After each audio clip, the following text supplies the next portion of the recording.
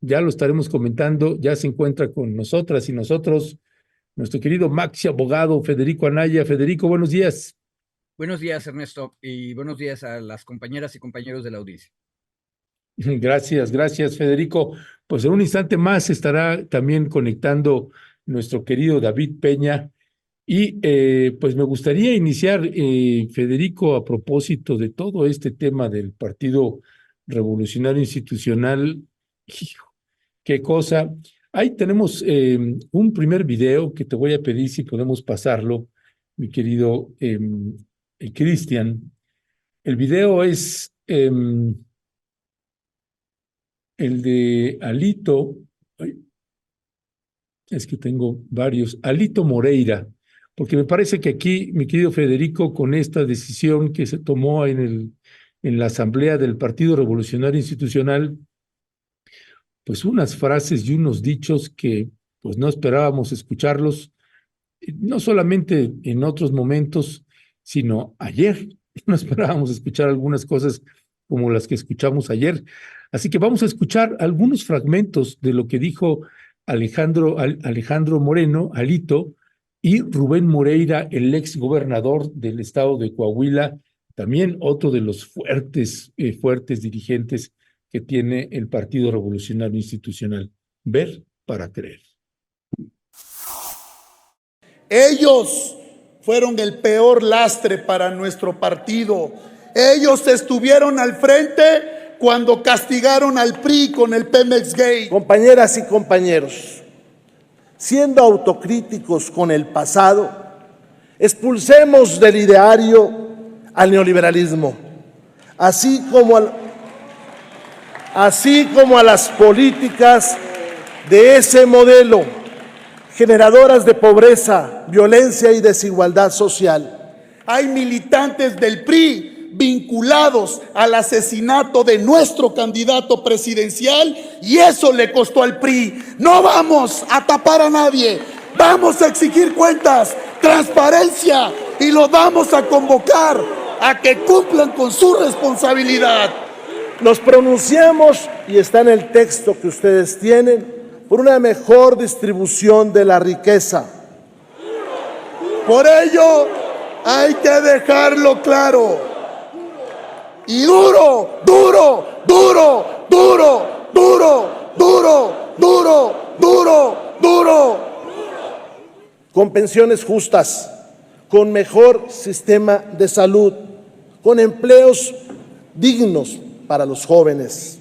En México y el mundo, nadie ha hecho más por los mexicanos que el Partido Revolucionario Institucional. Por eso, lo mejor que a México le puede pasar es que el PRI regrese y vuelva a gobernar. Y para eso vamos a trabajar, para regresar y volver a gobernar. Nos pronunciamos a favor de los programas sociales como una parte de la distribución de la riqueza. Por ello quiero decirles que nosotros, los priistas, no somos perfectos, pero damos resultados y sabemos gobernar. Y eso lo sabe el pueblo de México.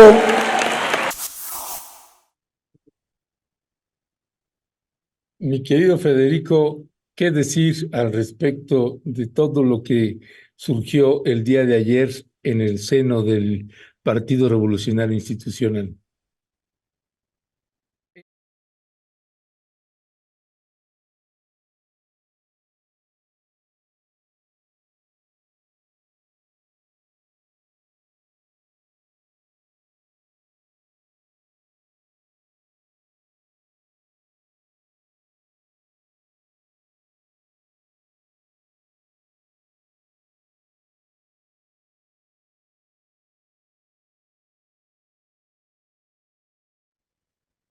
El de Federico no lo tienes. Ajá. Perdón, Federico, nada más estamos haciendo un ajuste técnico. No hay problema. Algo sucedió ahí y nos...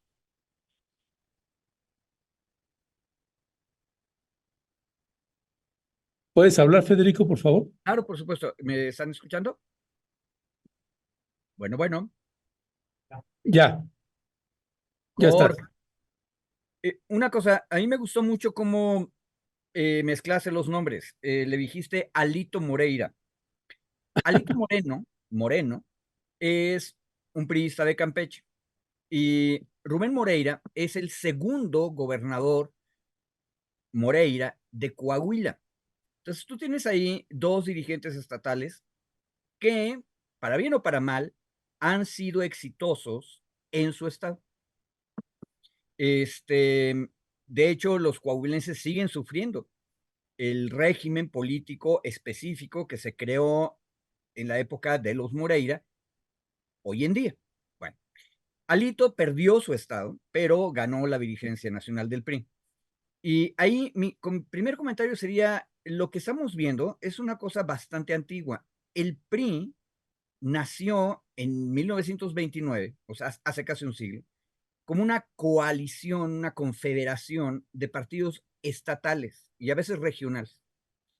Y una cosa, sin embargo, muy importante, que es la gran diferencia hoy en día, es que entre los partidos regionales y estatales había partidos con movimientos sociales muy fuertes. Entonces, en Veracruz, los partidos que entraron a lo que ahora es el PRI traían gente campesina que estaba tomando tierra y estaba luchando por la tierra. Y el Partido Socialista del Sureste, que eran los 3 estados de la península de Yucatán, que tenían socialistas, tenía una base social impresionantemente compleja, o sea, desde los barrios y los pueblos.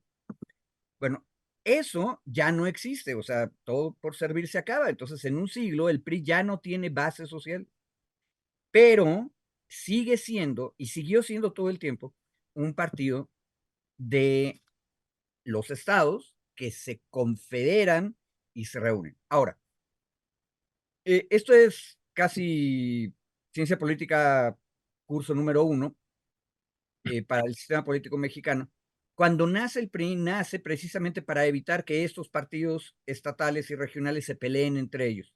Y, ojo, como muchos de ellos, ¿te acuerdas que Lorenzo Meyer nos decía que de los 1930 el problema era que no eran tanto ideologías, sino personalidades, grandes políticos, muchos de ellos regionales, que jalaban votos en las cámaras federales, y entonces parecía que había una lucha ideológica, pero en realidad era una lucha de personalidades, de caudillos regionales. Bueno, para evitar que terminaran agarrándose a machetazos, la creación del Partido Nacional Revolucionario, que es el primer PRI que hubo, en 1929, lo que decía era, juntémonos todos, negociemos y veamos quiénes van a ser los candidatos para todo. A cambio de que la gente se disciplinara a la decisión colectiva, pues lo cierto es que como era el único partido que tenía bases sociales, pues era el único partido que podía ganar elecciones. Entonces, el pacto era hoy por ti, mañana por mí. Si hoy no te tocó candidatura, dentro de 3 años o 6 años te toca a ti. Y así funcionó, y funcionó muy establemente durante medio siglo. Ahora, dicho eso, el problema es este: cuando perdieron la presidencia, perdieron el centro del sistema que acabo de decir. Porque si alguien no se disciplinaba, siempre era importante tener un último árbitro que agarrara y castigara a los disidentes. Bueno, ese era el presidente de la República. Perdió en la elección presidencial del año 2000, entonces ya se quedaron sin eso. Y entonces el PRI regresó a su viejo estilo, que eran los caudillos regionales. Y por eso, ahora que estamos en este escándalo último, quienes están peleando contra Alito Moreno son grandes dirigentes regionales. Entonces, Manlio Fabio Beltrones, que acaba de ser electo como diputado por la primera minoría, perdón, senador por la primera minoría en Sonora, dice, no, no estoy de acuerdo. Es uno de los señores feudales, en este caso de Sonora, dentro del PRI, que dicen, yo no estoy de acuerdo. Otro es un viejito que es Pedro Joaquín Codwell. Todo el mundo dice el secretario de Energía de Peña, pero antes de eso, él fue el primer gobernador de Quintana Roo, o sea, es el gobernador fundador de Quintana Roo. Y todavía su familia controla mucho de la política de Quintana Roo.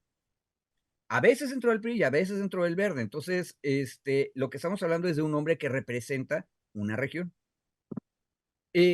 Sauri Rancho es lo mismo en la política yucateca, aunque los priistas yucatecos andan medio de capa caída porque lo que pasó en las últimas 2 elecciones de gobernador es que ellos dejaron de ser importantes y el pleito yucateco ahora es entre Morena y el PAN. Pero bueno, ahora dicho eso, fíjate cómo lo que tiene son a los grandes políticos priistas regionales peleándose entre ellos.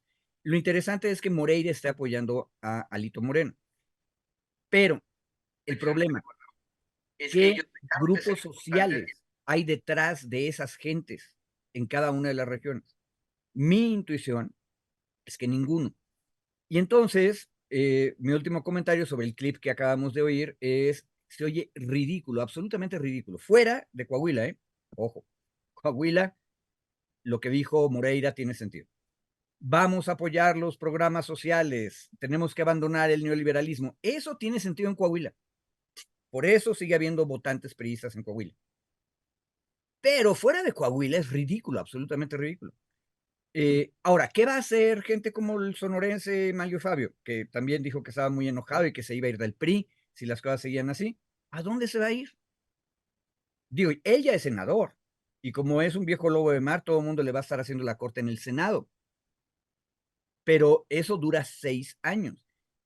Yo recomendaría ver, si mal no me acuerdo, pero verifiquémoslo, no me acuerdo, creo que su hija, que fue senadora en los últimos 6 años, ya se salió del PRI.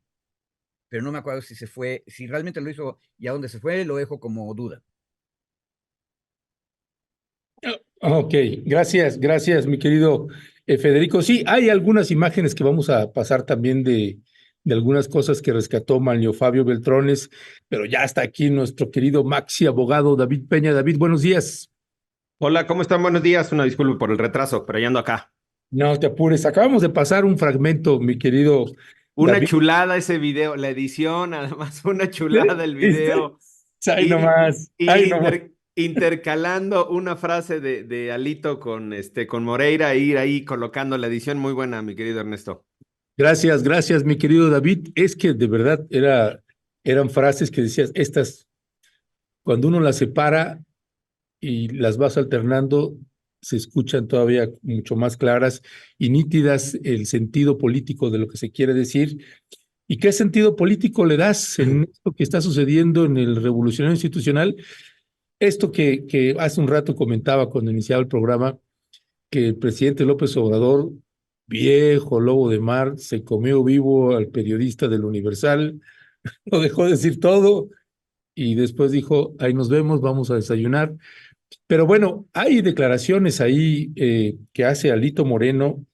Una es el análisis político del contexto político que puedas hacer y otra también qué implicación jurídica o legal puede tener un dirigente nacional diciendo hay personas de nuestros partidos vinculadas con el asesinato de un candidato nuestro, sin decir su nombre. Todos sabemos, Luis Donaldo Colosio. ¿Qué decía al respecto ahí, David? Mira, creo que en una parte que escuchaba justo en la edición del video, yo estuve viendo algunos de los videos que estuvieron subiendo a redes, pero esta parte no la había ubicado, algunos fragmentos de lo que colocaste hace ratito. A ver, me parece que hay una parte de autocrítica profunda dentro del PRI sobre lo que está viviendo, la situación que está pasando. Lamentablemente esa autocrítica está viendo hacia el pasado y no hacia el presente inmediato o el pasado inmediato, digamos, ¿no? Lo que están viviendo en este momento o lo que se ha vivido en los últimos 6, 8 años en el partido. Están haciendo una revisión histórica sobre lo ocurrido hace 30 o 30 y tantos años o más y están reconociendo que hubo errores.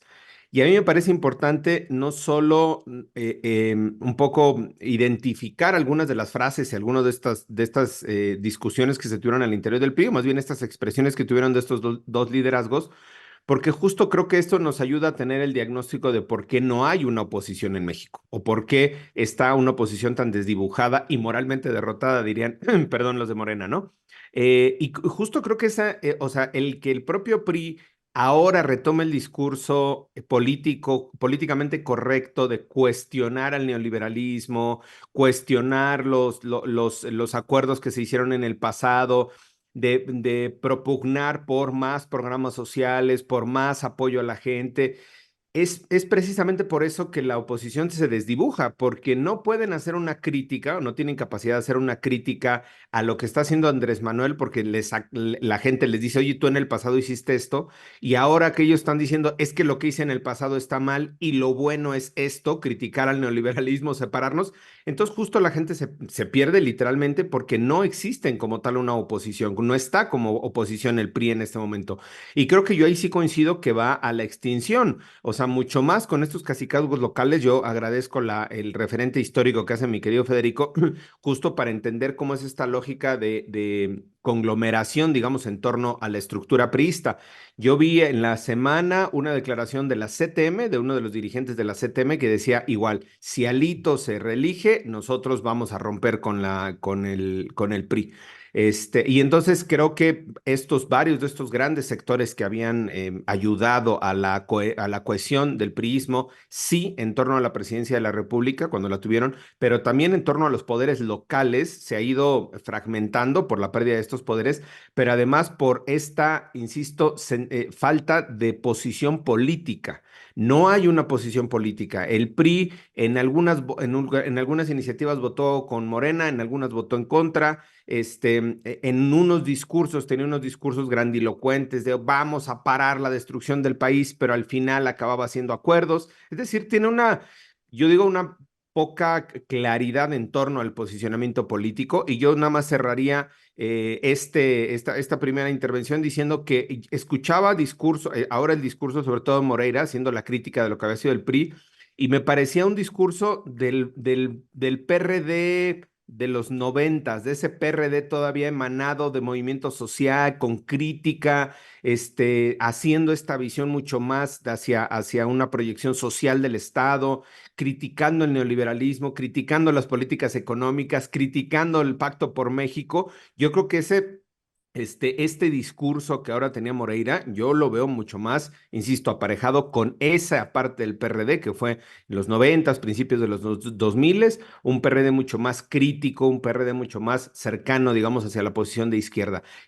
Raro que ahora tenga el PRI este discurso, pero raro más aún que no tenga la capacidad de tener una autocrítica de lo que está pasando ahora en el PRI y de lo que ha pasado los últimos 6, 8 años, ¿no? Es lamentable porque al final es una fuerza política que puede ejercer la oposición, pero así como va, pues lo único que va destinado literalmente a su defunción. No le veo mayor posibilidad, y sobre todo si Alito se sigue reeligiendo, pues no infinitamente, pero indefinidamente, cuando menos 8 años más, ¿no? Que es lo que ahora ya le permite la reforma a sus estatutos.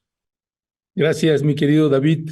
Federico, este viejo lobo de mar, otro viejo lobo de mar, Manlio Fabio Beltrones, dice, bueno, yo estuve buscando en mis archivos y me encontré un documento de 1932 y retoma y dice lo siguiente. Vamos a poner la imagen, por favor, mi querido Cristian.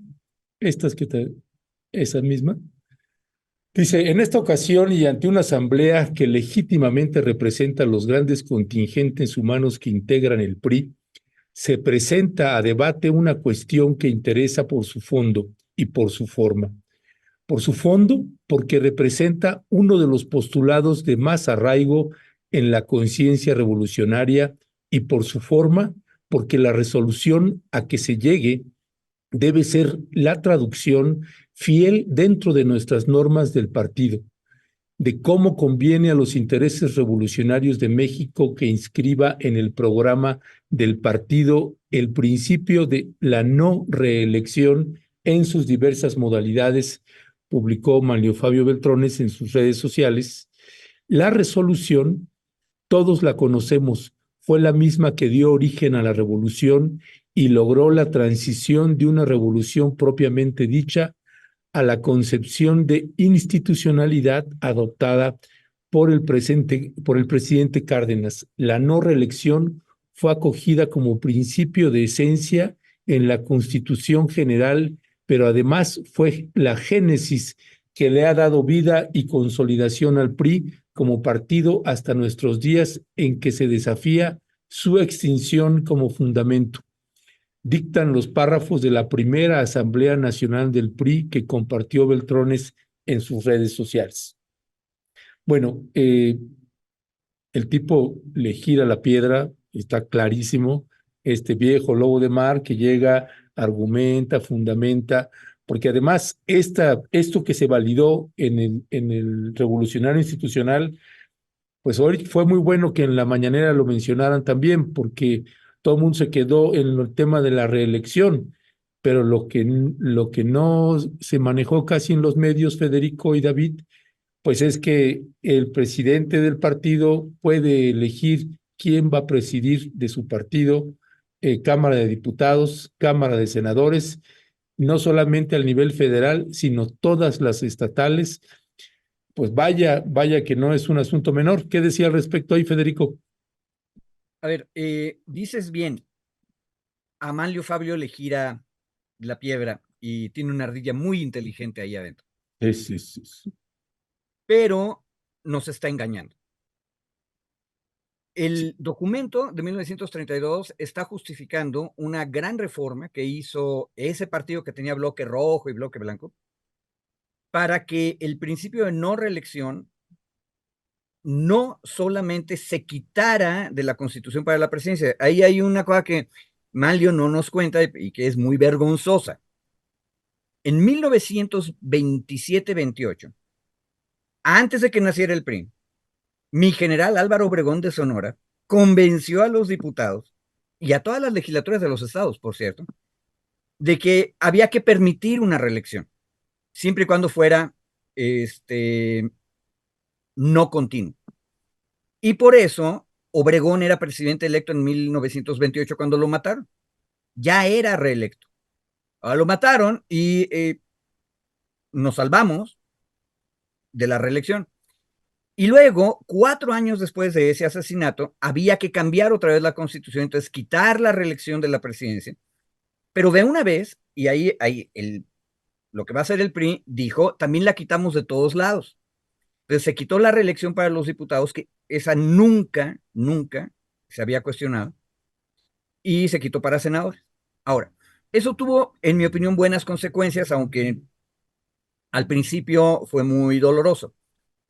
Si tú no le dejas a los diputados que se reelijan, tú debilitas al Congreso. ¿Por qué? Porque es muy difícil que el diputado aprenda, se vuelva ducho y funcione bien como un legislador. Entonces necesita varias vueltas en la Cámara para hacerlo. Bueno, eso se resolvió de otra manera. Los diputados eran diputados federales, luego eran diputados en su estado, luego eran senadores, luego volvían a ser diputados federales. Entonces sí había una carrera y se formaron cuadros legislativos muy buenos.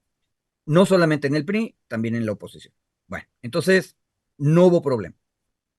Y luego, cuando vino la transición, ahí por el año 2000, y que todos nos volvimos admiradores, no solo de los Estados Unidos, sino de los politólogos de Estados Unidos, empezamos a decir, no, hay que ser como Estados Unidos, entonces dejemos otra vez la reelección como está en Estados Unidos, que todo el mundo puede reelegirse.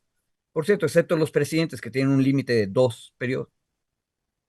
Bueno, los neoliberales metieron la reelección para diputados, senadores y presidentes municipales. Y por cierto, esa es otra de las iniciativas de Claudia Sheinbaum diciendo, quitémoslo. Ahora, ¿de qué está hablando el compañero Manlio? ¿De algo que tenga que ver con lo que acaba de decir? No, está hablando de otra cosa, está hablando de los puestos dentro del partido y ahí nos está mintiendo. Mi opinión es que los partidos, especialmente si están en la oposición, necesitan tener liderazgos permanentes. Y esos liderazgos permanentes deberían ser colectivos. Eso es lo que no entiende Alito. Alito dice, yo soy el liderazgo permanente y yo solo. Y se va a ir quedando solito y le va a pasar lo que dijo David hace un momento, se van a ir extinguiendo o terminando de extinguir.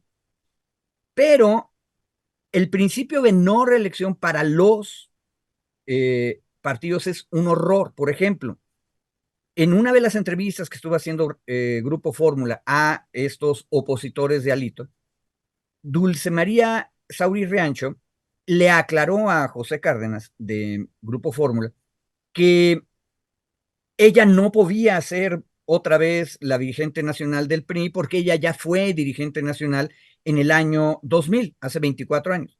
Bueno, cuando ella dijo eso, está demostrando que en realidad es una tonta, porque lo que está diciendo es que está mal el estatuto. Dulce María Sauri no tiene poder dentro del partido y le pueden hacer lo que le están haciendo porque no puede reelegirse. Entonces, un partido razonable debería tener un principio razonable de ir guardando a sus cuadros grandes para que no aparezca un alito y se quede con todo.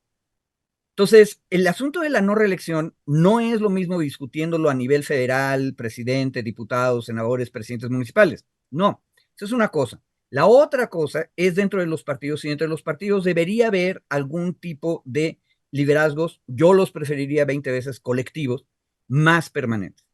El viejo partido bolchevique tenía un liderazgo colectivo, un comité central que nunca era más chico que 7 personas y tendía a ser más grande.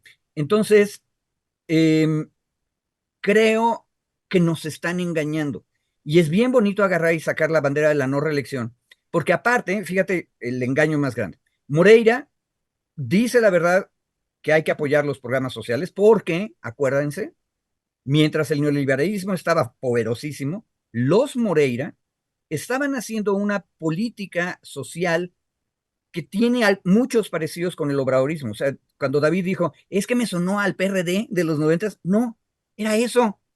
El PRI más parecido al PRD siempre fue el PRI de los Moreira en Coahuila. Ahora, ¿cuál es el problema de Coahuila? Coahuila es una dona alrededor del desierto de Mapimí. O sea, uno podría pensar que no debería ser estado, son 4 regiones muy separadas entre ellas, muy pobres, con un estado que tiene muy pocos impuestos, pero dentro de lo poquito que había, los Moreira, que venían del sector campesino del PRI, lo que hicieron fue política social que les aseguraba legitimidad en las bases. Y la gente estaba muy contenta con los 2 Moreiras gobernadores. ¿Por qué? Porque daban servicios, daban farmacias, aseguraban que llegaran los médicos cubanos para hacer las operaciones de catarata y aparte entrenaran a los médicos coahuilenses para que eso siguiera haciéndose. Entonces, pero Coahuila no es la República. Por eso nos suena en el resto del país ridículo. Pero, otra vez, ¿qué es lo que está pasando? Están discutiendo los priistas cosas que en realidad no son ciertas.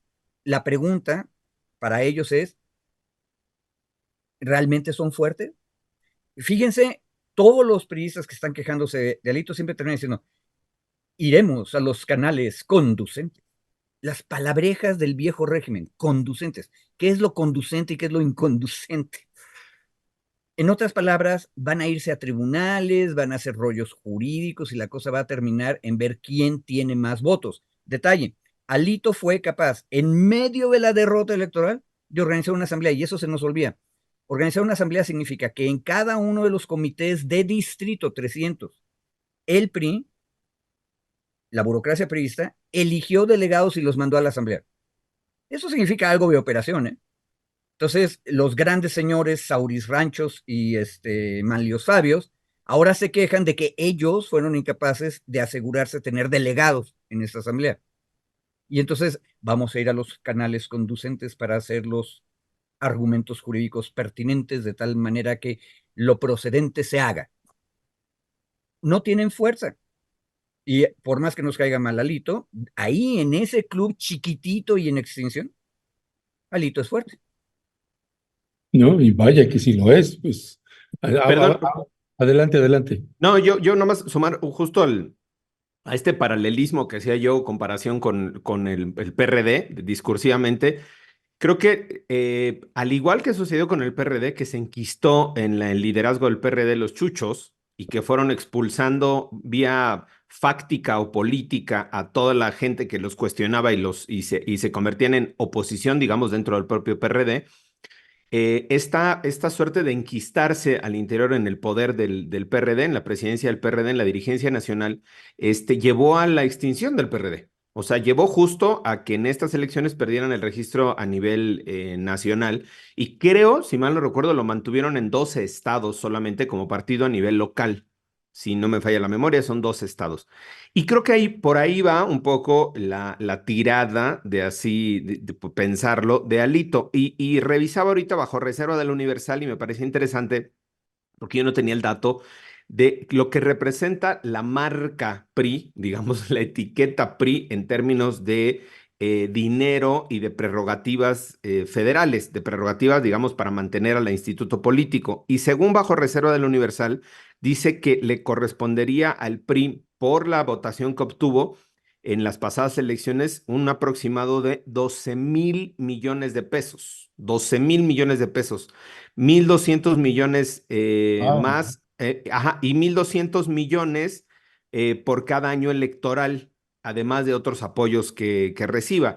Y creo que cito la nota porque me pareció muy interesante, 12,000 millones de pesos, pues es un negocio bastante interesante, pensándolo como negocio. No, sí. digo, pensándolo como negocio, el PRI, si no va a ser oposición, si se va a mantener ahí en la franjita que tiene, no va a crecer, no va a ganar gubernaturas, pues como negocio es bastante bueno, o sea, como negocio, como franquicia, digamos, mantenerlo entre un grupo de poder o dos grupitos de poder que se estén ahí manteniendo la existencia del PRI. Yo veía en la foto también estaba Manuel Añorbe, que es senador, ahora senador de Guerrero, ya va de salida, pero es senador de Guerrero, y hay varios personajes del priismo, este priismo clásico, histórico, que siguen ahí adentro del PRI. Es decir, si es cierto que son estas 4 o 5 voces que están saliendo. Yo escuchaba a Francisco Labastida igual en la mañana y decir, no, que este PRI, no sé qué, haciendo una crítica pues cuando Francisco Labastida fue candidato presidencial, estuvo involucrado en el Pemex Gate, fue secretario de gobierno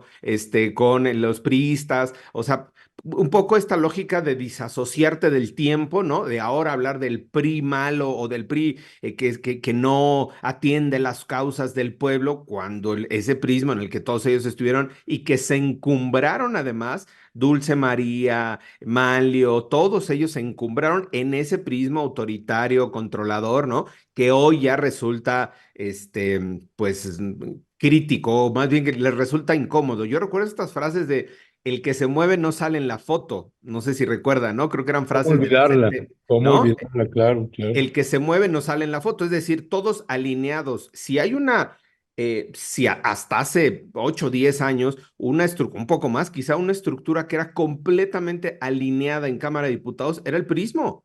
O sea, el prismo era el jefe de la bancada, daba la instrucción de cómo votaba y los 80, 100, 200, 400 diputados que tuvieran votaban igual. No había posibilidad de que hubiera un voto crítico, un posicionamiento crítico. O sea, era una estructura, yo no diría monolítica, pero era una estructura bastante con un régimen bastante estricto, digamos, en cuanto a la disciplina al interior del partido.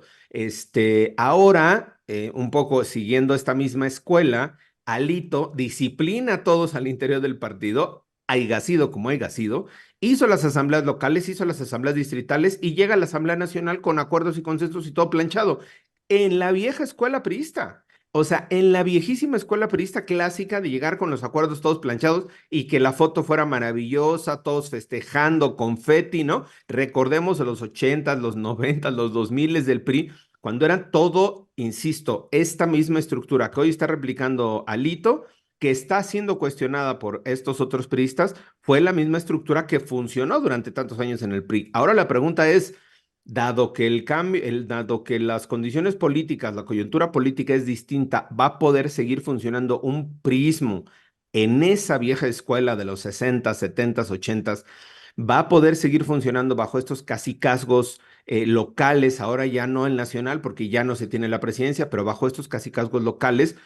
¿Se va a mimetizar en el discurso con Morena y se va a perder como oposición? ¿O si realmente lo único que le apuestan es a la administración de los recursos, que por cierto, ahí hoy en La Bastida hacía un recuento de los bienes que tiene Alito Moreno, un parcial de los bienes que tiene, y no le ha ido mal, ¿eh? Tanto como gobernador, tiene varias casas ahí, ranchos, carros, terrenos, caballos, es decir, creo que el dinero es una motivación importante pues para mantener esta cohesión ahora al interior del PRI. Antes era una cohesión por el poder que hoy ya no tienen, y creo que ahora el poder o el factor de cohesión puede ser el dinero.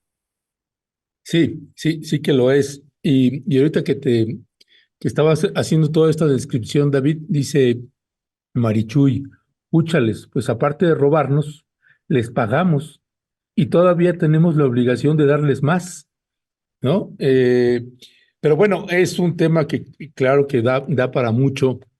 Me gustaría, si les parece bien, pasar al siguiente, más allá de que Federico, si quieres añadir algo más, pero pasaríamos al otro tema electoral que tiene que ver con nuestra alcaldía, con la alcaldía Cuauhtémoc, que está en la disputa fuerte ahí de Katy Monreal y Alessandra Rojo de la Vega. Hay un video que elegí para poder pasarlo aquí con ustedes y que tiene que ver con las denuncias que está haciendo Alessandra Rojo de la Vega de lo que ella considera irregularidades. Está el partido Morena, está exigiendo el conteo voto por voto, casilla por casilla, y están ahí pues el tribunal dice que sí, pero el Instituto Estatal de la Ciudad de México dice que no. En fin, hay una disputa, pero hay una argumentación que vamos a ver qué les parece lo que dice Alessandra Rojo de la Vega y regresamos a comentar.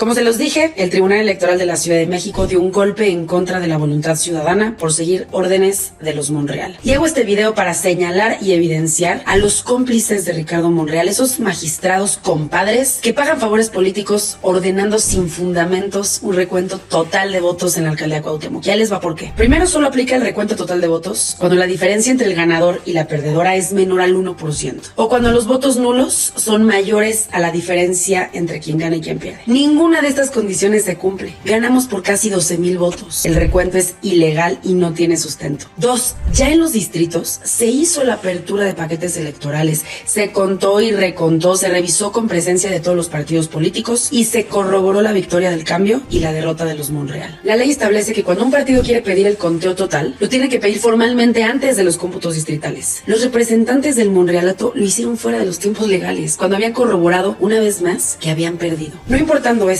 el tribunal decidió pasarle por encima a la ley, violar la voluntad popular e ignorar todas las recomendaciones de las juntas distritales para cumplir las órdenes y exigencias de los Monreal. 3. El acuerdo se votó a puerta cerrada, en lo oscurito. El proyecto lo traía el magistrado Osiris, quien por cierto es incondicional del magistrado Ambriz, y por compadrazgo, amistad y favores, hoy atropellan la democracia. Este proyecto se aprobó por el voto de calidad. Este lo da el compadre de Monreal, el presidente magistrado Armando Ambriz, quien por cierto jamás debió participar en este asunto por su evidente conflicto de intereses. Y ahora enfrentamos la amenaza de que manipulen la elección y los resultados. En este recuento y con la corrupción rapaz que caracteriza al Monrealato, pueden fabricar votos, embarazar urnas, comprar a los responsables de los conteos, todas estas prácticas de las que ya han sido acusados una y otra vez los Monreal. Bueno, ahorita en un momento más vamos a pasar lo que dice también Katy Monreal al respecto. Federico Anaya, ¿qué decía al respecto? Bueno, quienes nos están escuchando seguramente se acuerdan que en México empezamos a discutir la necesidad del recuento total de votos en el momento terrible de 2006, donde la diferencia entre los candidatos presidenciales era menos del 1%. De hecho, al final de cuentas, después de un conteo o recuento muy parcial, o sea, no fueron todas las urnas, ni fueron todas las casillas, el sistema terminó diciendo que Felipe Calderón había ganado por 0.56% sobre Andrés Manuel López Obrador, o sea, medio punto. Precisamente eso es lo que implicaba o nos mostraba la importancia de hacer un recuento total, porque siendo tan cercanos, cualquier cosa en las casillas que no se recontaron podría haber cambiado el resultado. Bueno, sin embargo, esta idea de que el recuento se tiene que hacer cuando la elección es muy cerrada, ojo, nosotros en México no somos los primeros que tenemos esta bronca. La idea nació en Estados Unidos y en Estados Unidos es mucho más generoso. Se considera que está muy cerrada la elección cuando está abajo de 5%. Y qué bueno que pusiste este video, Ernesto, porque oigan qué es lo que dice la actual alcaldesa electa. Ella dice, no se cumple el requisito de que la contienda sea la diferencia menor de 1%. Y luego nos dice, porque nosotros ganamos por 12,000, pero no nos dice cuál fue el total de los votos. Entonces, 12,000, ¿qué significa? No podemos saber. El 3.5%. Es que ese es el punto. Eso es la trampa de la política que nos está presentando su argumento. Nos lo presenta de manera engañosa a la mitad del camino. ¿Es 3. ¿Qué? ¿3.6%? 5. Ajá. 3.5%. En muchos estados de la Unión Americana, con ese diferencial, tendría que hacerse de inmediato el recuento total.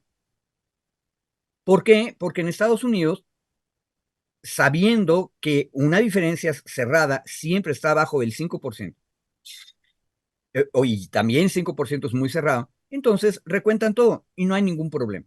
Pero acordémonos que en 2006 ni el PRI ni el PAN quisieron que hubiera recuento total. Entonces, cuando finalmente se reformaron las leyes para hacerle caso tarde al obradorismo, entonces dijeron, sí, pero bien cortito. Es decir, solo 1%. Ahora, la verdad sea dicha es que los votos en las urnas se comportan básicamente como las encuestas. O sea, cuando tú haces recuento en una parte de las urnas, es altamente probable que el resto de las urnas donde no hiciste recuento va a ocurrir más o menos lo mismo. Pero para estar seguros es que se hace el recuento completo. Bueno, lo cierto es que a nadie le debería hacer daño el recuento total.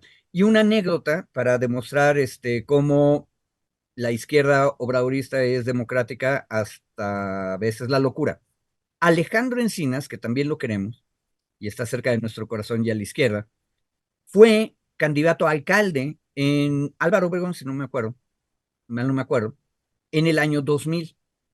Y también fue muy cerrada la cuestión y el PAN, que era el segundo lugar, exigió que se abrieran casillas. Y Alejandro, lleno de una maravillosa decisión democrática, dice, pues no nada más abramos y recontemos las casillas que dijo el PAN, que las abran todas. Y perdió. Por bien poquito, pero perdió. Entonces, mira, salimos ganando. No fue alcalde de esa delegación, pero después fue un magnífico secretario de gobierno de Andrés Manuel. Ya, gracias Federico. Pues bueno, desde el otro ángulo, esto fue, mi querido David, lo que dijo Katy Monreal. Vamos a escucharla para equilibrar ahí los dichos de la una y la otra y regresamos contigo. Que no te deja descargarlo. Bueno, ahorita lo vamos a pasar. Pero bueno, David, también cuál es el ángulo que tienes finalmente, el planteamiento que está haciendo Katy Monreal. Dice, bueno, lo que nosotros estamos pidiendo y no sabemos por qué demonios tiene tanto miedo Alessandra Rojo de la Vega, o sí sabemos porque dice, pues hicieron muchas trampas, es el voto por voto, casilla por casilla. ¿Cuál es el problema? Pues que se cuente y lo que salga.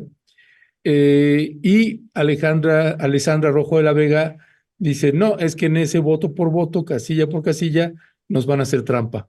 ¿Qué decía al respecto ahí, David? Mira, yo ahí difiero un poco de lo que dice Federico, porque justo para eso se estableció la regla de en qué momento procede el voto por voto y casilla por casilla.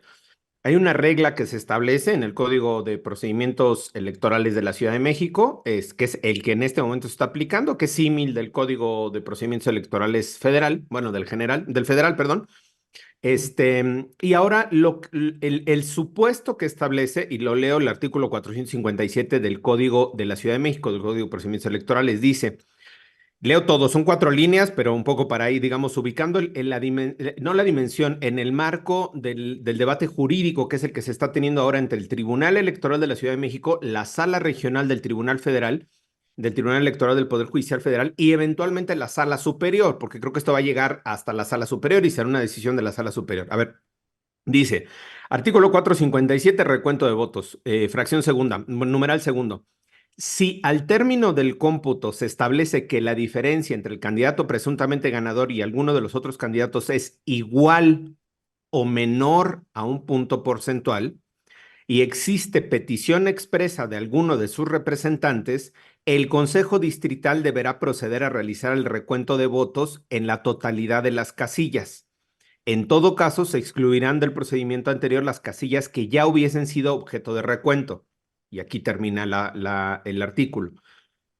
¿Qué es lo que está diciendo el Tribunal Electoral de la Ciudad de México? Que en algunas casillas donde el margen de diferencia es menor a un punto o igual a un punto porcentual, hubo solicitud de recuento nominal, digamos de recuento 1-1, de recuento total por parte de Morena, y la Junta Distrital negó esa solicitud. Es lo que yo estoy entendiendo de las resoluciones o de la forma en la que se están cruzando las resoluciones. Es decir, el Tribunal de la Ciudad de México justifica esta apertura del recuento total en dos distritos, en el distrito 9 y en el distrito 12, argumentando que Morena pidió el recuento en las casillas donde se cumplía este párrafo de requisito y no se concedió. Por lo tanto, al no concederse la solicitud hecha por Morena en las juntas distritales, lo retoma el Tribunal Electoral y dice procede todo el recuento, no solo de las casillas que fueron impugnadas en su momento conforme al numeral 2 del 457, sino de todas las otras casillas que están en ese distrito, en ese distrito electoral. Aunque, y ese es agregado mío, es una interpretación mía, aunque la diferencia sea mayor a 1%. ¿Por qué? Porque hace una interpretación ahí extensiva el Tribunal Electoral de la Ciudad de México diciendo, hay casillas impugnadas que cumplen con este requisito del 1% o menos y no se hizo el recuento. Entonces yo, para dar claridad y certeza, que se haga el recuento de todas las dos juntas distritales, de todas las casillas de las dos juntas distritales, que es la 9 y la 12. Ese es en meridiana contenido lo que resolvió el Tribunal Electoral de la Ciudad de México. Sobre eso es lo que se posiciona Katy Monreal y dice, claro, qué bueno que haya transparencia, que haya, ¿no? Y que se abran todas las casillas, no solo las que en su momento fueron impugnadas. Dice Alessandra Rojo de la Vega, eso debió haberse hecho antes en las juntas distritales. Según lo que dice el Tribunal Electoral de la Ciudad de México, es que sí se hizo, pero no se concedió, por así decirlo. Se pidió, pero no se acordó favorablemente en las juntas distritales. Esto se va al tribunal, a la sala regional del Tribunal Electoral del Poder Judicial de la Federación, y la sala le dice al tribunal local, suspende el recuento de votos hasta en tanto tú me logres o vuelvas a emitir una resolución en la que, y esta es una expresión abogadil, fundes y motives adecuadamente tu acto. Es decir, la fundamentación se refiere a los artículos que le dan, valga la expresión, fundamento a tu acción o fundamento a tu decisión. En este caso puede ser el 457 que leímos y algunos otros más de interpretación que se hayan hecho. Y la motivación, que es la parte sustantiva, o me parece mucho más interesante, es ¿por qué estás tomando esa decisión? Es decir, si bien tienes la posibilidad de abrir y de dictar el recuento de votos en las casillas que presentan estas características de menos de 1% de diferencia y que hayan sido impugnadas en las juntas distritales, ¿por qué estás haciendo extensivo este recuento de votos más allá de lo que se pidió por la parte actora, que es Morena? Creo que ahí está centrada la discusión y me parece muy interesante el razonamiento que vaya a hacer el Tribunal Electoral de la Ciudad de México. ¿Por qué? Porque justo ante una resolución que pudiera ser poco clara, no la conocemos, poco clara o con falta de fundamentación adecuada, es justo lo que yo no diría justifica, pero lo que le da carnita a este video de Alessandra Rojo de la Vega de decir, lo resolvieron así porque son compadres, porque son amigos, porque son corruptos.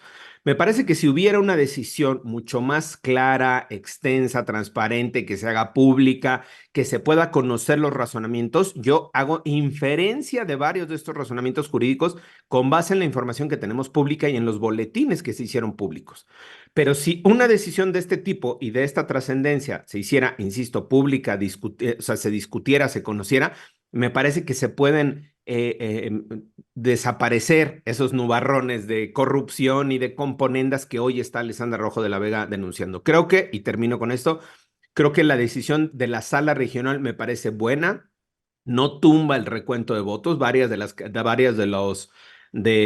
los portales en internet y de los medios decían tumban palo al Tribunal de la Ciudad de México, revés a los Monreal. No, a mí me parece que al final la sala regional dijo, a ver, a mí no me queda claro cuál es tu fundamentación, tu motivación más bien, acláramela, vuelve a dictar un auto, un acuerdo. Si quieres que se siga con el recuento total, vuélvelo a justificar, pero razona lo mejor, expón lo mejor, defiende lo mejor para que yo pueda decir si es procedente o no. Hoy no hay una decisión que la sala regional o la sala superior diga es improcedente el recuento total, en donde estamos es en un impasse jurídico, o sea, en una pausa jurídica, esperando a que el Tribunal Electoral de la Ciudad de México vuelva a dictar un acuerdo en el que o confirme su decisión del recuento total o modifique su decisión del recuento total o cambie completamente y revoque su propia decisión del recuento total. En este espacio estamos y le dieron en la sala regional 5 días al Tribunal Electoral de la Ciudad de México para desahogar ese requerimiento. 5 días que ya empezaron a contar, creo que a partir de antier, si mal no recuerdo que fue la decisión del Tribunal Electoral. Entonces, ahora vamos a ver, creo que ya un capítulo más de esta nueva novela de la pelea por el recuento de los votos en la Cuauhtémoc. Ya, gracias, gracias David. Y sí, muy precisa ahí la aclaración que haces, David, muchas gracias. Este planteamiento que está haciendo esta sala al tribunal, Katy Monreal precisamente se refiere a ese punto desde la lectura de vista de ella. Así que vamos a escucharla y regresamos contigo, Federico. Hola, ¿cómo están? Vamos saliendo de la rueda de prensa y me están preguntando mucho sobre este detenimiento que hubo en el reconteo de voto por voto. Efectivamente, la sala regional ordenó al tribunal que detuviera el conteo voto por voto y que le ampliara la información de la solicitud. No significa que ya se perdió la posibilidad de contar voto por voto. Eso es mentira. Yo no sé a qué le tienen tanto miedo a que abramos las urnas. Yo no sé a qué le tienen tanto miedo a que la gente sepa con certeza jurídica qué pasó en la elección, porque hay mucha duda razonada. Entonces, vamos a seguir el conteo voto por voto. Hay menos del 3.3% de diferencia entre el primero y el segundo lugar, más todas las irregularidades. Entonces, pues, vayamos a contarlos y quitémonos esa espinita cuantitativa de la elección en la alcaldía Cuauhtémoc. Bueno, Katy Monreal hace la precisión, no son 3.5, son 3.3 la diferencia que está planteando ahí.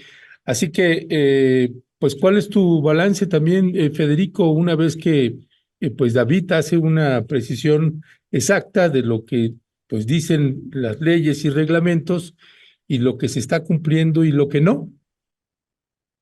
Bueno, primero quiero recordar una parte de mi argumento previo. Esas leyes y esos reglamentos son la concesión mala onda del PRI y el PAN a el reclamo obradorista del año 2006. Y se permitieron los recuentos totales, pero le pusieron una bola de candado. Y una bola de candados de la vieja escuela priista. Por ejemplo, este asunto del en qué momento usted debe quejarse, y si no se quejó, lástima Margarito, ya no se puede quejar otra vez, en otro momento. Eso es clásico, existía desde 1977 y por eso una de las cosas que todos los partidos le enseñan hoy en día a sus representantes de casilla es que cualquier cosa que vean que está mal, ellos insisten en poner una queja y que se ponga en el acta. Porque lo que están cuidándose es de que desde el momento en que ocurrieron las cosas haya la queja. Ahora, dicho eso, mi opinión, ya a nivel de la teoría, es que esos son requisitos demasiado pesados que están apostándole a que en la realidad los seres humanos, hombres y mujeres que están en las casillas, en los distritos, etcétera, luego se les olvidan las cosas y luego cometen errores. De hecho, acabo de escribir hace poquito un artículo de cómo me fue a mí en la casilla donde me tocó ser presidente y cómo yo me di cuenta que teníamos un error aritmético y ya no teníamos manera de volver a arreglarlo, pero, por cierto, se resolvió en el distrito, de manera, sin necesidad de queja ni nada.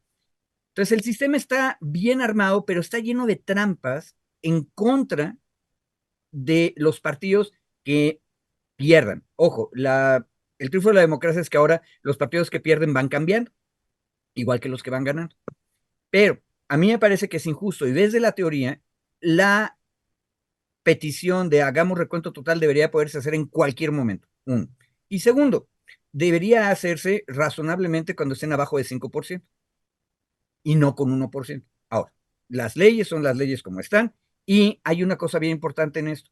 Los partidos, como en este mundo todos los abogados son como el compañero David Peña, ultra formalistas que leen el artículo 457, numeral 2, que nos dice que, como esa es la cultura jurídica en este país, los partidos han ido fortaleciendo sus equipos jurídicos muy en serio. Entonces, la pregunta que tendríamos que hacer es, ¿por qué Morena no hizo en el momento adecuado la petición completa? Cuando sabía que una de las alcaldías que más problemas iba a tener era Cuauhtémoc. Entonces, ahí tenemos un vacío. Y ojo, muchos morenistas dijimos que a veces hasta perdiendo uno gana. ¿Por qué? Porque Katy Monreal, en mi opinión, Federico Anaya, no era una buena candidata y representa un cacicazgo que no está bien. Se ha discutido en todos los medios, que es el monrealismo. Y lo interesante es que, de acuerdo con lo que nos explicó David, los representantes de Morena en el distrito, en el momento cuchi, que es término del cómputo, artículo 457, numeral 2, en ese momento no hicieron ellos la petición. Entonces, el Tribunal de la Ciudad de México tiene que interpretar que se habían hecho esas peticiones en las casillas y que no se concedieron en el distrito. Pero nunca dice que en el distrito los representantes de Morena hayan hecho la solicitud. La pregunta fuerte es, ¿y por qué no lo hicieron? Tal vez el corazón de esos morenistas no sea tan monrealista. Y un detalle, tal vez ellos decidieron en ese momento, en los distritos 9 y 12, que la diferencia de 3.3 era suficiente y había que conceder. Punto. Y se hicieron los cambios que se tuvieron que hacer, que fueron muchos, por cierto. Se abrieron casillas y se hizo recuento prácticamente de la mitad de los paquetes electorales, lo cual está bien porque en automático tiene que hacerse. Mi casilla, había un error aritmético, era muy perceptible cuando veías las actas, entonces automáticamente se abrió el paquete, punto. Pero el asunto es, ¿y por qué los morenistas no hicieron eso? Ojo, que hicieron una magnífica operación electoral, ¿eh? Morena realmente se tomó en serio esta elección de la Ciudad de México porque estaba muy competida. Y se preocuparon, distrito por distrito, casilla por casilla, de vigilar quién estaba yendo, cómo estaban las cosas, qué había ocurrido. Y sin embargo, en el distrito 9 y en el distrito 12 no impugnaron a tiempo, de acuerdo con el 457 numeral 2. Entonces, mi último comentario aquí es este. Estamos a la mitad de la discusión de la reforma judicial y ya se nos olvidó que este asunto de elegir a los magistrados empezó con los magistrados electorales. ¿Por qué? Porque los magistrados electorales son fruto de negociaciones de las élites del partido. Por eso es que la señorita Alessandra Rojo de la Vega dice que el magistrado Osiris y el magistrado Ambriz, que por cierto son nombres para una telenovela oscura, son gente de Monreal. Eso es potencialmente cierto. Pero, lo que se le olvida decir a la señorita Rojo de la Vega es que todos los magistrados electorales que están en las regionales y en el Tribunal Federal son gente del PRI y del PAN. No nos hagamos güeyes. Entonces, ¿qué es lo que está pasando?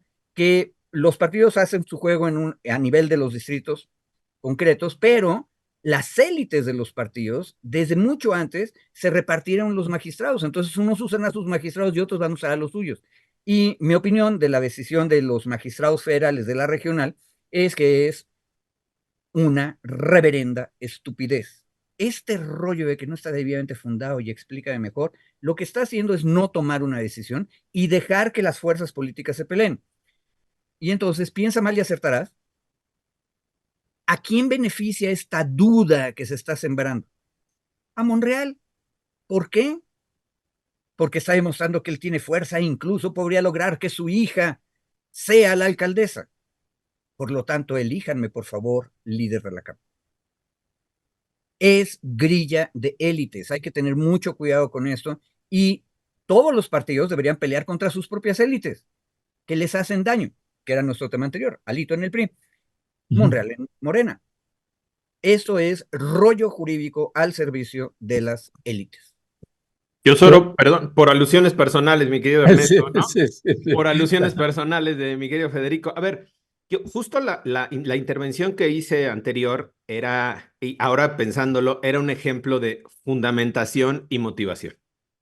Di el fundamento jurídico, que era el 457, párrafo numeral 2, aunque mi querido Federico diga, el ultraformalismo, bueno, pues ahí está la ley, yo hago la lectura y hago después una interpretación, que esa es la motivación.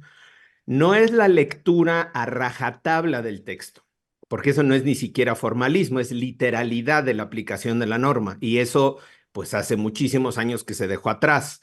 Lo que dice la norma literal se abre sujeta a interpretación, y quienes son los facultados de hacer la interpretación justo son los magistrados, tanto del Tribunal Local como del Tribunal Federal. Cierro este breviario cultural. La segunda parte de mi intervención era mi motivación de mi opinión.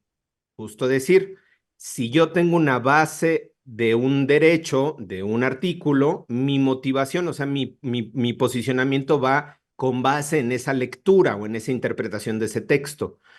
Hoy, lo que le están diciendo al tribunal local es, puedes tener una fundamentación, tu artículo, tu articulado, pero no está completa tu motivación. Y a mí me parece que no es un desecho o no es algo, más bien que no es algo desechable la decisión de la sala superior, porque justo no lo batean. Teniendo la posibilidad de batear y decirle al tribunal local, está mal fundamentado o mal motivado tu acto, es decir, no cumple los requisitos de ley, va para atrás, pum, lo tira, me parece que le da la oportunidad al tribunal local de justificar mejor su acto. Y eso, perdón, pero yo no lo veo como algo malo. Al contrario, me parece que es bastante saludable en términos, ahí se le llama diálogo jurisprudencial o diálogo judicial, entre que estos tribunales estén hablando entre ellos y no solo rebotando o bateando las decisiones, sino diciéndole,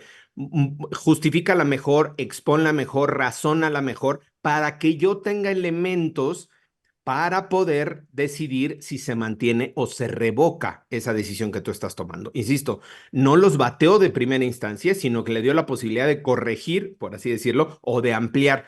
Y creo yo que, dada el contexto que se está viviendo y estas inferencias que yo intenté hacer de los recursos que se habían presentado, creo que lo que le están dando la posibilidad al Tribunal de la Ciudad de México, insisto, es eso, corregir, ampliar, razonar más y que la sala superior o eventualmente, digo, la sala regional o la sala superior tenga elementos para poder analizar si esa decisión se sostiene o se revoca o se modifica. Creo que, y ahí termino, lo que le está pidiendo no es nada extraordinario, no es, si la ley es limitativa, restrictiva, ahí puedo coincidir con Federico, que se tendría que abrir el margen a 5 puntos, ese es un tema legal, habrá reformas que se tengan que hacer, pero hoy, así como está, fue un consenso de los partidos políticos, acuerdo mayoritario, y así se tiene que hacer la interpretación y hacer cumplir las disposiciones que están en el Código Electoral. Por eso, la posibilidad que se le da de estos 5 días al Tribunal Electoral de la Ciudad de México, a mí me parece muy interesante, justo porque además despejaría estas dudas de que es el compadre, el amigo. Coincido con Federico de que son nombrados por cuatismo, por compadrazgos, ¿no? Pero cerraría, digamos, esta margen de interpretación de que es una decisión amañada o una decisión truqueada si hay una exposición correcta o si hay una exposición extensiva, clara en la nueva resolución que estará por dictar el Tribunal Electoral en los próximos días. Ya, gracias, David. David, sobre esto mismo que estás señalando, cuando esta, no sé qué es, jueza o magistrada o lo que sea de la sala, le dice al tribunal, fundamenta lo que estás planteando, desde donde parte ella, es decir, lo que la motiva a hacerle esa solicitud o esa orden al tribunal es, desde tu punto de vista, justificado. Es decir, tiene elementos para pedir eso, ¿no? ¿Sí es así? Sí, porque no conocemos la resolución del Tribunal Electoral de la Ciudad de México. Lo que se conoce es que pues la sala le está diciendo, a ver, esas palabras mías, pero yo podría decir, está incompleta tu resolución. O sea, te faltan datos o te faltan razonamientos. Está incompleta, complétala. Y ya después yo la califico si está bien o no, pero primero complétala. Sí, y sobre esto otro de lo que señalas, Federico, de los formalismos que le atribuyes ahí a David, yo se los atribuyo a los dos, porque a veces tú eres exactamente igual dependiendo del tema y a veces David es igual dependiendo los temas. Pero en esa parte, Federico, ¿cuál es desde tu punto de vista, por ejemplo, si esta ley y este artículo dice, pues no puedes hacer un conteo voto por voto si es menor al 1%? O sea, eso en términos legales tendría que acatarse, ¿no? ¿O cómo No, aplicar eso? no.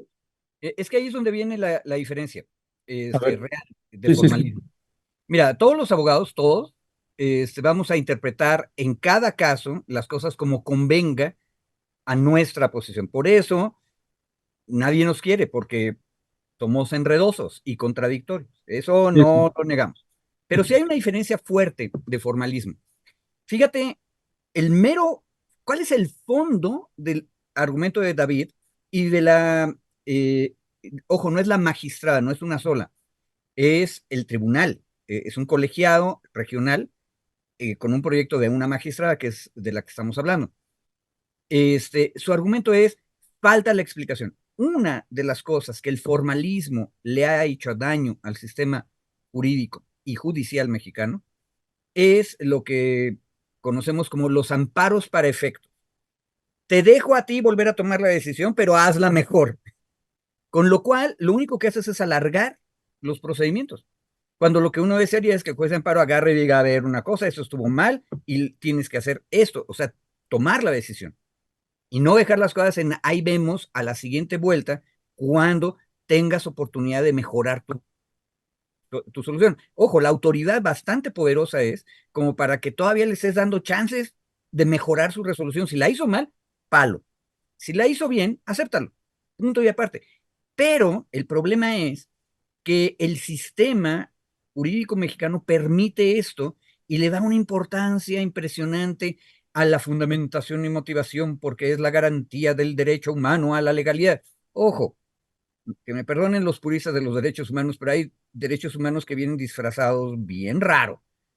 Y este derecho humano a la seguridad jurídica, aparte sociológicamente tenemos demostrado, es utilizado por las clases opresoras para mantener sus privilegios.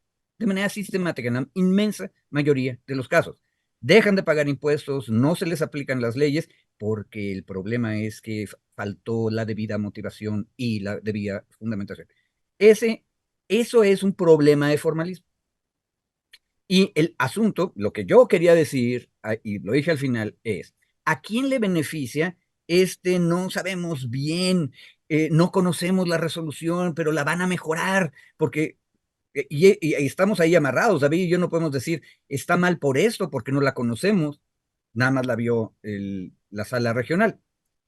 ¿A quién beneficia? Al monrealismo que está negociando que le den el liderazgo en la Cámara de Diputados Federal. Lo que hay que reconocerle a los monreales es que tienen cierta disciplina de familia, no todos, porque luego también se pelean entre ellos, pero Katy Monreal está siendo muy clara y muy leal. Si te fijaste, no exageró, ella no dijo, ellos también están usando a sus magistrados, pero lo que están haciendo es ganar tiempo y hacerse vigentes en el debate público en este momento.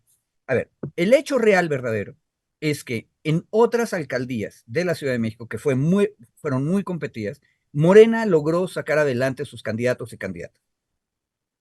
Y resulta que Cuauhtémoc por segunda ocasión pone a una mala candidata. Y yo quiero mucho a Dolores Padierna, pero ella era una mala candidata hace 3 años. Y ahora tuvimos una mala candidata y lo que pasó es lo que pasó, que se pierde. Por lo tanto, tal vez sería bueno, yo insisto, dejar de jugar el juego de las élites y jugar el asunto de los partidos organizados desde abajo. Pues sí. Bueno, David y Federico, para pasar, y aunque nos queden algunos minutos para el último tema, yo nada más concluiría desde mi punto de vista señalando, más allá de todos estos dimes y diretes y de quién tiene razón y quién no tiene razón, pues finalmente, pues si se hace el voto por voto y es completamente vigilado por todos los partidos políticos, Exacto. pues resolvería el problema, ¿no? Y ese es en términos de, digo, de un razonamiento civil que no está pegado a las reglas del juego. Pero para eso nos tienes a nosotros, mi querido Ernesto, Exacto. para que tu exposición sea fundada con base en la normatividad aplicable al caso concreto. Exacto. Tú puedes problema es emitir el tu opinión, Exacto. libre expresión, puedes emitir tu opinión, pero sería una Sí. opinión fundada si atendieras a los razonamientos de tus queridos maxi abogados. No, los estoy atendiendo, los estoy atendiendo. Por eso estoy diciendo, de un civil que opina, yo en mi lógica digo, pues que cuenten todo y ya está, ¿no? Sí. Pero por el otro lado, pues no se están respetando las reglas del juego. Pues si pones reglas, me acordé de ese debate que me tocó moderar entre Edgardo Buscaglia y John Ackerman hace varios años. Y fueron como 2 o 3 meses de estarme escribiendo con uno y con otro para acordar las reglas. Uno estaba, no estaba, se oponía a otras y las otras, en fin. Fue un peloteo. 2 meses después acordamos las reglas, ¿no? Se dio el día de debate, llegamos, nos sentamos, la tensión era heavy. Y a la hora, entonces dice John, oye, pues ¿sabes qué? Pues, ¿por qué mejor no lo hacemos así sin reglas y que cada quien diga lo que piensa, ¿no? Pero desde pues de ese ser que, bueno, Federico lo conoce bien, así como es John, pues, no, mejor lo hacemos así y ya está, ¿no? Y Pero que te invite unos tacos para verte hecho suspirantes. Y eso sí. no, imagínate, el floor manager ya estaba así. 5, 4, dice, no, espérame, antes de arrancar ¿por qué no lo hacemos así mejor? Pues, lo que salga de cada quien. Y Edgar dice, no. Me va a estar interrumpiendo y no me va a dejar hablar y no sé qué. Y empezó ahí la discusión. Por eso yo entiendo que esa parte también, pues te metes a un proceso electoral, hay reglas del juego, pues te toca cumplirlas, si no, pues ¿para qué? ¿No? Y por el otro, pues en la lógica de un civil que dice, bueno, pues ya que cuenten todo y ya que salga el resultado. Así que no te preocupes, mi querido David, yo entiendo cabal lo que estás diciendo y comparto contigo esa parte, ¿no? Que sí, vamos a ver si se respeta o no. Pasando al siguiente tema, este artículo, mi querido Federico, que escribió Vanessa Romero Rocha en el periódico Reforma, Latinus el ocaso. Dice el balazo ahí de la nota, si ponemos ahí el cintillo lo tenemos mi querido Cristian, el de Vanessa. Lo que aparenta ser un medio neutral es el brazo manipulador de una red que lucra con la salud pública. Y bueno, hace todo un desglose con respecto de Latinus. ¿Tenías interés en hacer un análisis sobre pues, los dichos aquí de la abogada Vanessa Romero Rocha? ¿Qué decía al respecto? Mira, yo resumiría, básicamente lo que hace Romero Rocha es resumir el escándalo que empezó cuando Pablo Gómez explicó cómo Latinus recibe a través de triangulaciones dineros que vienen en parte de gobiernos estatales, de albores del PRD, aureoles, perdón, del PRD, de el panista García Cabeza de Vaca, Tamaulipas, y del Mazo, del PRI. Es decir, de los tres partidos de la oposición. Segundo, hay otros elementos que nos indican que lo que ya sabíamos, que muchos periodistas, incluido Madrazo, que también sabíamos está detrás de Latinus, habían hecho negocio con medicinas, farmacéuticas, etcétera. Y entonces eso es otra fuente de financiamiento. A través de eso también nos enteramos cómo Latinus se aseguró de tener una barra de opinión favorable a lo que ellos quisieran hacer. Bueno, ahora, el argumento de Vanessa es muy interesante. Los medios en un sistema democrático son parte del debate, porque como se demuestra en este caso, Latinus, ellos pueden subrayar ciertos argumentos y eliminar, no discutir otros argumentos. Y el problema es que eso engaña por lo menos a una parte del electorado que está escuchando las cosas. Ella dice con toda claridad, o sea, hubo gente que estaba segura la noche o la tarde-noche del 2 de junio que Xochitl Gálvez iba a ganar. ¿Por qué? Porque este medio, Latinus específico, había propagado esa idea y había creado opinión acerca de eso. Lo cual se vale, por cierto, se vale, pero el problema es que tal vez sería bueno que la gente que está escuchando supiera de dónde viene el dinero con el que se está sosteniendo ese medio. Porque entonces la gente diría, bueno, es que estos tienen este interés específico y por eso nos están vendiendo esta idea. Y, ojo, la gente sí hace ese tipo de juicios y escucha, y capaz de que de todas maneras le va a gustar Xochitl y va a ir a votar por Xochitl. Pero va a haber otras personas que dicen, no, esto es lo que quieren, es engañarnos. Bueno, los medios, dice Vanessa, tienen que transparentar y deberíamos tener reglas mucho más duras para que los medios transparenten sus financiamientos, todos. Ahora, este asunto, aparte de todo, es una cosa viejísima. No se crea, nuestros compañeros y compañeras de la audiencia, que ahí, en los medios hay gente inocente. No. De hecho, los medios en las democracias modernas, hace 200 años que nacieron como parte del debate político. Y estaba yo leyendo este libraco, Adams contra Jefferson, una elección del año 1800 en Estados Unidos, que era el único país que hacía elecciones en ese momento, elecciones de veras. Y esos señores que se ven todos elegantes y puros y ya son héroes convertidos en mármol, eran unos miserables que le pagaban, estaban bien forrados, Jefferson más que Adams, en realidad al revés, ese era más rico de facto, pero bueno, ese es otro chiste. El asunto es que ellos le pagaban a editores para que publicaran periódicos y los periódicos hicieran pedazos al enemigo. Por cierto, fueron en una época muy amigos y luego se odiaron a muerte y pagaron periódicos para atacar al de enfrente. Y ellos son los creadores del primer sistema de partidos. Entonces los periódicos, los medios de comunicación son parte del sistema político. Y precisamente por eso, si todo el mundo necesitamos saber quién está pagando las campañas, todo el mundo debemos saber quién está pagando los medios. De otra manera, lo que va a ocurrir es que nos engañen y nos engañen a la mala. Nada más eso. Ya. Gracias, Federico. David, ¿también qué decir al respecto?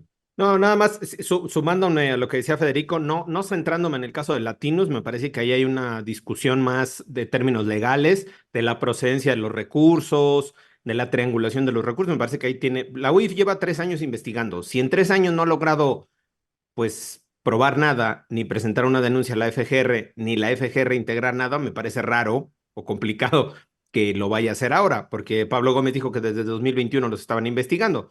Entonces, justo en las elecciones del 2021 no lograron, digamos, acreditar nada ni ahora para este proceso electoral, pensando que era el momento como donde pudiera tener más interés la fiscalía o la propia unidad de inteligencia financiera. No se logró, pues yo creo que va a ser complicado que logren probarles algo, a diferencia, digamos, a reserva de lo que pueda pasar en los próximos meses. Yo ahí cerraría solo el tema de Latinus, y en la otra me sumo el tema de Federico, pero es extensivo, así como dice él. Tenemos que conocer los fondos y los financiamientos de Latinus, claro, pero de todos los otros medios también, incluyendo a los medios digitales, incluyendo a los medios, los periódicos, las revistas. El decir que el Latinus engañó a la gente pensando que Xochitl, me parece, o sea, no me parece real ese argumento. Latinus tiene una posición política, tiene una consejo editorial, tiene una posición editorial, y es respetable su posición. Podemos diferir, podemos estar en contra de lo que digan, podemos burlarnos de artículos, pero tienen el derecho de hacerlo, de argumentar en su posición política y editorial. Decir que la gente que sigue Latinus entonces se dejó engañar, no, porque la gente tiene la opción de seguir Latinus o de buscar otros 450 medios digitales, impresos, revistas para poderse informar. Eso le da diversidad a la participación política, a la participación democrática y al debate. Insistimos, podemos no estar de acuerdo con el debate, con el discurso que tienen, con la posición editorial, pero de eso a que sea indispensable conocer el fondo de los financiamientos, pues a mí no me parece tan indispensable. La Jornada, por ejemplo, que tiene una posición profunda y claramente a favor del gobierno, sabemos, para creerle a la Jornada, para confiar en la Jornada, necesitamos saber qué financiamiento tiene, cuántos recursos recibe del gobierno o no, cómo se financia a través de la publicidad o no. No, digo, a mí no me parece que sea necesario el conocer esa parte, que ayuda en términos de transparencia, ayuda en términos de discusión de los medios por el poder que tienen, claro, pero para que yo defina si sigo a la Jornada o a Proceso o a Latino, sea indispensable conocer quién los financia y cómo los financia, desde mi particular punto de vista, no lo es. Insisto, es sano para el proceso democrático, es sano para los procesos de transparencia, es sano para los procesos de rendición de cuentas, pero no creo que sea una condicionante para que yo determine a quién leo o a qué leo, el que yo tenga que conocer los medios o las formas de su financiamiento. Insisto, por transparencia, por ética, por responsabilidad social, tendría que ser. Así sería muy bueno conocerlo, pero, insisto, nada más termino, no creo que sea determinante para que una persona siga a un medio o a otro medio. Y ahí colocamos a los muchos youtubers que están, por ejemplo, ahora en favor de la 4T, que además hace 5 o 6 años eran personajes bastante desconocidos, o con canales de YouTube muy chiquititos, ¿no? Que tenían pocos seguidores, y hoy resulta que tienen cientos de miles de seguidores. ¿Cómo se financian? ¿Cómo obtuvieron el dinero? Pues no, digo, a mí no me parece tan indispensable el conocer. Son medios que tienen una posición política, pues yo decido, un medio de comunicación, digamos, a través de YouTube, que tienen una posición política, pues yo decido si los sigo o no. Insisto, por transparencia, por claridad ayudaría mucho, pero yo no creo que sea un requisito indispensable para poder seguir a X o tal medio, ¿no? Ya, pues David y Federico, pues muchísimas gracias. Te invitaría ahí también, entonces, solo Federico, una reflexión final de los temas que abordamos. ¿Cómo cerrarías con cualquier tema que tú quieras de esos tres? Mira, hay un detalle. Creo que en realidad los tres temas tenían que ver con una cosa, que es, en una democracia que está madurando y que cada día es mejor en México, necesitamos tener toda la información posible acerca de todos, sean los dirigentes de partidos, que era lo de Alito, sea quién están tomando las decisiones en los tribunales electorales, el segundo tema, y sea quién está pagando los medios. Y un detalle, por supuesto que estoy de acuerdo con David, o sea, para que yo o cualquiera de las compañeras o compañeros que nos esté escuchando tome una decisión, pues en realidad no sabemos si les interese o no quién pagó, porque al final de cuentas cada ciudadano y ciudadana van a escoger. Pero hay un detalle importante. La transparencia no es una cosa abstracta, es una cosa que sirve para algo, sirve para que la gente tenga criterios. Y los criterios, por cierto, no son nada más individuales, son colectivos. Cuando de repente una persona en el café o en el trabajo o en la calle me dice, pues, ¿qué no supo usted que tal cosa ocurrió y que tal persona es maligna? Y la pregunta razonable es, ¿cómo se enteró usted? Ah, es que lo leí en tal lugar. Ah, pero es que no sabe usted que ese lugar está pagado por. Y entonces ahí es donde la transparencia es importante, porque le permite al colectivo ponderar de dónde viene cada opinión y tomar su decisión informadamente. Entonces, ojo, de nuevo es un poco de formalismo, pero David y yo tendríamos que tomarnos una larga cerveza para ponernos de acuerdo sobre eso. Ya, gracias, mi querido Federico. David, ¿con qué cierras? Nada, yo centraría la atención en la decisión del Tribunal Electoral, de esta decisión de lo de la alcaldía Cuauhtémoc. Me parece que va a ser muy interesante. Hay que ver los razonamientos. Me gustaría, ahí sí, por transparencia, que se haga pública la decisión para poderla escudriñar nosotros, para poder hacer el análisis, comentarla, revisarla, cuestionarla si estuviera muy débil. Y eso incluso sí ayudaría, ahí sí, en términos de transparencia, de legalidad, pero sobre todo, insisto, para estas nubes del monrealismo, del poder, de que mueve y los hilos, creo que es muy importante poder conocer esa decisión del tribunal. Va a ser interesante ver cómo se resuelva, va a ser interesante ver los análisis también de la sala superior, de la sala regional y eventualmente de la sala superior, y ahí también ver que van contrarreloj ya, porque esto se tiene que resolver. Las alcaldías toman protesta el 1 de octubre. Entonces, pues tenemos poquito más de 2 meses, ¿no? Para poder hacer todo este proceso de resolución, y creo que va a ser interesante ahí la discusión que venga esta semana. Yo quería hacer una petición aquí, mi querido Ernesto. Dígame, José. Se rompió mi taza de rompeviento. No, pues ya Mira, que. entonces No, a ver si me pueden regalar una, aunque sea, ¿no? Un regalito tienen ahí. que ser dos. Mira, ya se rompió mi taza, entonces para que vean No, que, pues sí, la sigo manteniendo por cariño, pero para que el cafecito lo tomes acompañado, tienen ay, que ser. regálenme una tacita, ¿no? Cuando Sí, menos. no. Sí, nos ponemos de acuerdo y a ver si te la llevamos o te das una vuelta por acá. Ya estamos. ¿Vale? Órale. Un abrazo, mi querido David. Otro abrazo, mi Abrazos. querido Federico. Seguimos en Estamos. contacto. Bye, Saludos a Josito. toda la audiencia. Gracias. Gracias.